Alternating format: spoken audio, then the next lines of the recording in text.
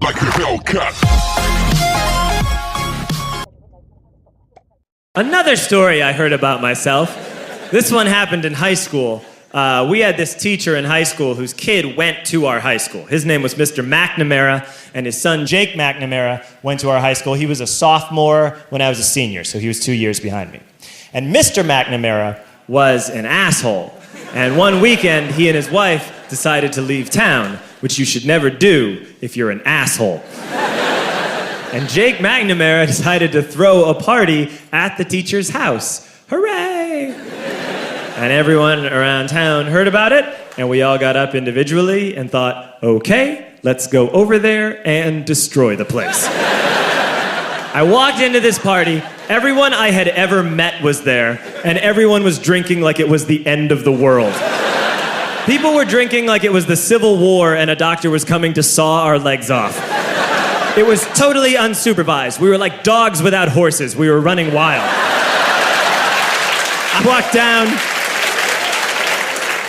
walked down to the basement. They had a pool table in the basement. One dude took a running start and threw his body onto the pool table and broke it in half. Another kid found out which room was Mr. McNamara's and went upstairs and took a shit on his computer. So the party was going great.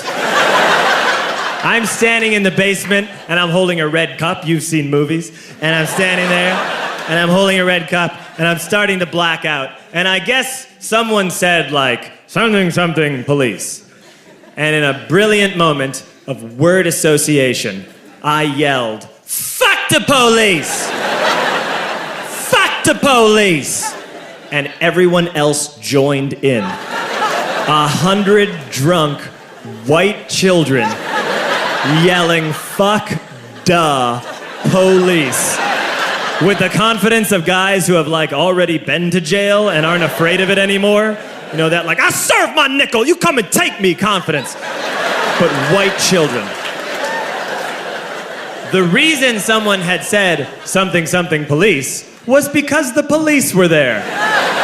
So a Chicago police officer walked down the stairs and got to the bottom in the basement and looked out over a sea of drunk toddlers yelling, fuck the police, in his face.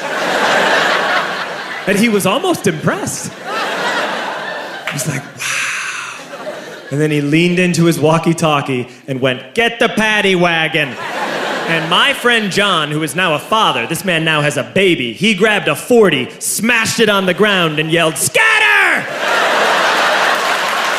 And everyone ran in a different direction.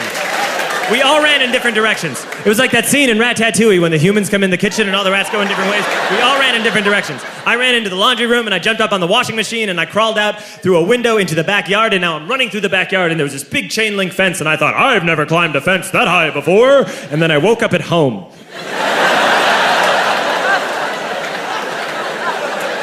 On Monday, I went to school because that's what we did back then. And I'm walking into the school building, and who do I see but Jake McNamara? And he says to me, hey, were you at my party on Saturday? And I said, no. You know, like a liar. And he said things got really out of hand. Someone broke the pool table. Someone took a shit on my dad's computer. But the worst thing, he says, the worst thing is that someone stole these old antique photos of my grandmother, and my parents are freaking out about it. And I had that thought that only blackout drunks and Steve Urkel can have.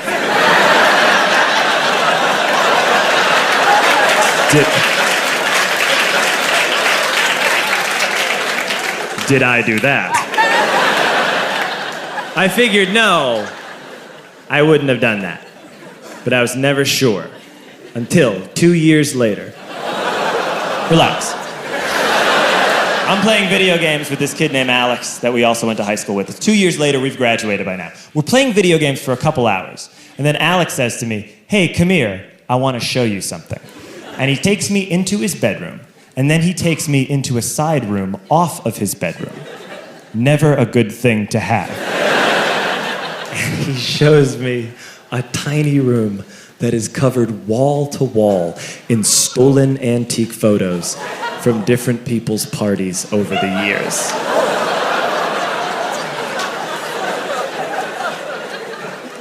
And I said, why? Why do you do this? And Alex said, because it's the one thing you can't replace.